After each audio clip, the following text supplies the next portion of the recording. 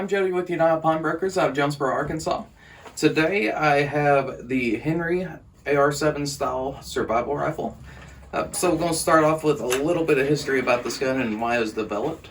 So it was actually a replacement for the Armalite AR-5, which was a bolt action made very similar to this gun, except chambered in .22 Hornet.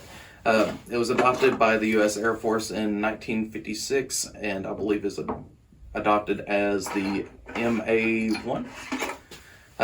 It did have the ability to float while it was stowed, so it was kind of a pilot survival rifle. Inside there, the AR-7 is the same way.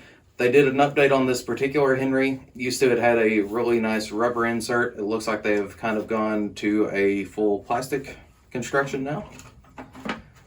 But this particular design was originated in '58, so a couple years after the AR-5.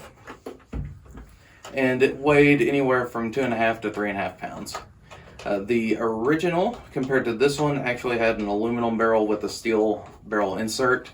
What Henry uses now is actually an ABS plastic covered barrel. So it does still have a steel insert inside of it. But it also had a different style of stock. Like I said, this one is all plastic. The original was kind of a plastic filled with kind of a foam instead of just a plastic insert.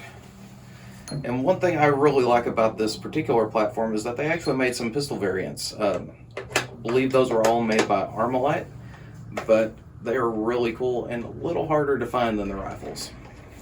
The two major countries that have adopted the AR-7 is, of course, the U.S. military, and then aspects of the Israeli military have purchased them as survival rifles as well.